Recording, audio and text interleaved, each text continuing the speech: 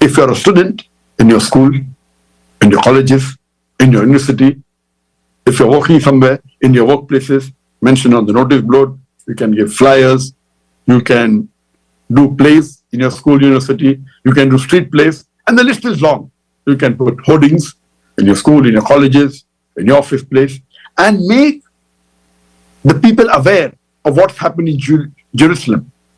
Let the people be aware of Jerusalem, the arena of truth and falsehood. Let them know what's happening so that they know the truth, and see to it you are able to convey the truth, what's happening.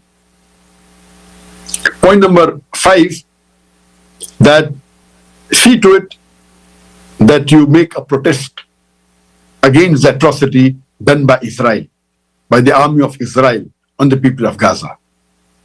And Alhamdulillah, most of the countries throughout the world, whether Muslim or non-Muslims, if not all, most of the countries had protest. And you could find that even though most of the country, or almost all the countries, there are very few countries which did, where the government took part, and one of them is, mashallah, Malaysia, and I'm proud of my country, Malaysia, where I'm based now. I did hijrah from India to Malaysia, where it was organized by the government itself, the protest. Or most of the protests, including in the Muslim countries, very few Muslim countries you find the government took part. But the masses were there, whether Muslim or non-Muslim. They came out in large numbers. See to it that you take part in the protest. See to it that the protest is peaceful. See to it it doesn't get violent. See to it that you don't damage the properties of the country. See to it that you don't harm the vehicles, which is done otherwise in the political protest or other protests.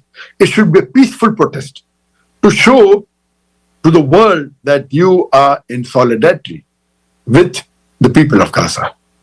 And the larger the number, the bigger would be the impact.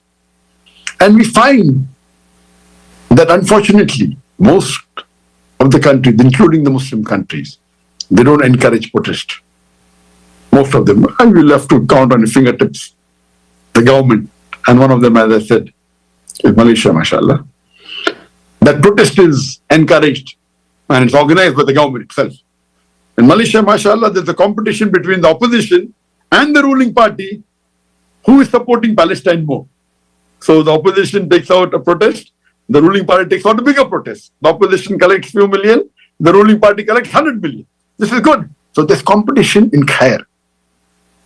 And I mean, I'm not here to talk about a particular country, I'm here to talk about the cause.